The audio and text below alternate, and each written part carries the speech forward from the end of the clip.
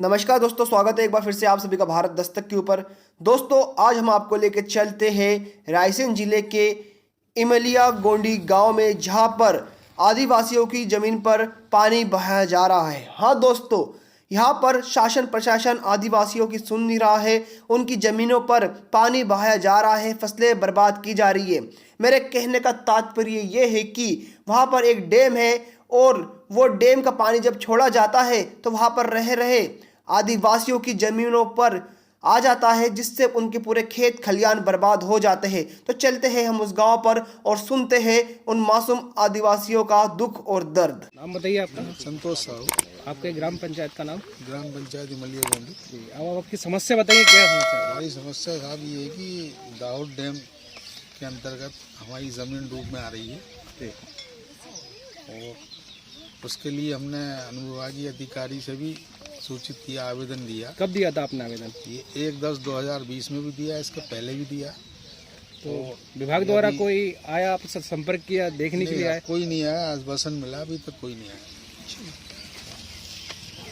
और उन्होंने हमको ये ज़रूर बोला है कि भाई इसका हम मुआवजा बांट चुके हैं।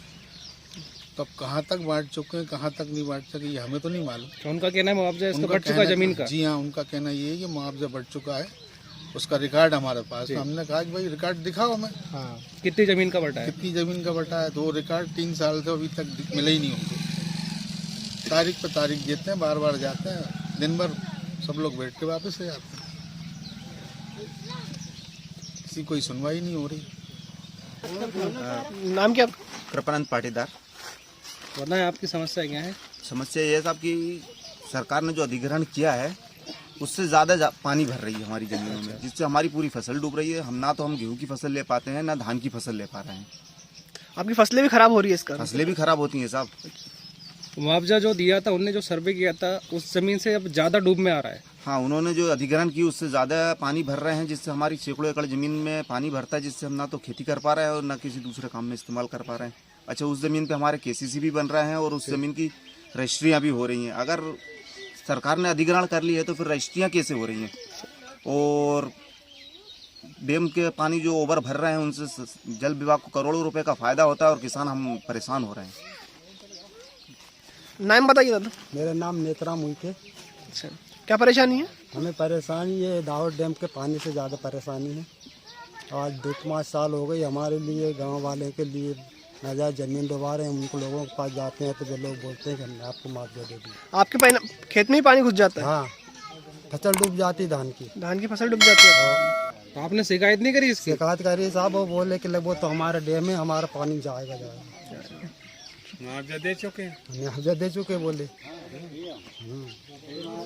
मेरा नाम उदम सिंह भल्लावी, ग्राम पंचायत इमलिया गोंडी। क्या समस्या है? ये दाहोद डैम की समस्या है। कई दाहोद समस्या? डैम में जमीन डूब जाती है और ना तो धान पैदा हो रही है उसके अंदर और ना गेहूं हो रही है पैदा, को डूब जाता है। तो कई बार शिकायत भी करे, कोई जानकारी नहीं, कोई समस्या ही हल नहीं हो पा रही।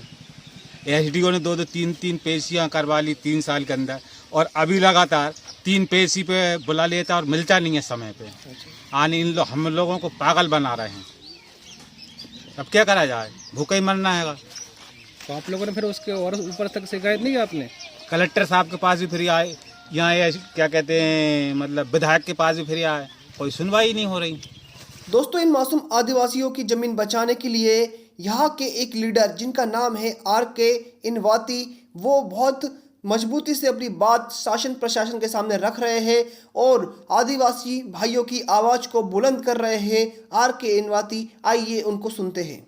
मैं RK इनवाती, उन्नतिशील आदिवासी युवा महासभा कल्याण समिति मध्य प्रदेश के संस्थापक एवं संरक्षक इमलिया गोंडी की ग्राम पंचायत के क्षेत्रवासी एवं सगा समाज के द्वारा मेरे को अवगत कराया गया था। काफ़ी दिनों से हम शासन प्रशासन को अवगत कराते हुए आ रहे हैं कि दाहोद डैम बना है, जिसके कारण इस क्षेत्र में अधिकांश कृषकों को जल ज़्यादा भराव के कारण उनकी खेतीबाड़ी नहीं हो पा रही है। उस मुद्दों के लेके आज हमने यहाँ पे इमलिया गोली पे बैठक रखे थे और बैठक में ये हमें अवगत कराया गया है कि हम 2020 से लगातार शासन प्रशासन हो, चाहे SDM साहब हो, चाहे कलेक्टर साहब हो, सभी को अवगत करवा चुके हैं कि इस डैम की जो जमीन पहले जब डैम निर्माण हो रहा था उस समय अधिकृत की गई जमीन का कुछ परसेंट ने मुआवजा दिए शासन प्रशासन ने, लेकिन आज क्या हो रहा है, शासन प्रशासन उस जमीन के लेके अधिकांश पानी की मात्रा बढ़ा रहा है। बढ़ाने के कारण क्षेत्रवासियों की ज़मीन, कृषकों की ज़मीन, आदिवासी समाज की ज़मीन उस डैम के चक्कर में बो नहीं पा रहे, बोनी नहीं हो पा रही, कुछ नहीं हो पा रहा, ना उपज कर पा रहे, ना वो अपने बाल जीवन यापन कर पा रहे हैं। उसी के लेके आज बैठक रखी गई थी और बैठक में ये निर्णय लिया गया कि वर्तमान में जो ज़मीन इस क्षेत्र के क्षेत्रवासियों की और दाहोद डैम में जा रही है, हमें उसका या तो मुआवजा चाहिए या तो हमें आप डैम की पानी की मात्रा कम करें, तो हम अपना जीवन यापन, अपने बाल बच्चों का जीवन यापन सुरक्षित कर सकें। उससे इस विषय में बैठक रखी गई थी और इस बैठक के माध्यम से सभी ग्रामवासियों ने यह तय किया है कि 8 तारीख को हम माननीय SDO इरिगेशन के पास ज्ञापन देने जाएंगे कि आप हमें सुनिश्चित करें कि आपने किन किन लोगों को इस ज़मीन का मुआवजा दिए हो और जिसको नहीं दिए हो, जिसकी ज़मीन अधिकृत का आप कर रहे हो, उसको मुआवजा दिया जाए, और नहीं दे पा रहे तो आप अपनी पानी की मात्रा कम करें, तो हम अपना जीवन यापन और क्षेत्रवासी जीवन यापन करने में वो उनकी सहूलियत में हो सके।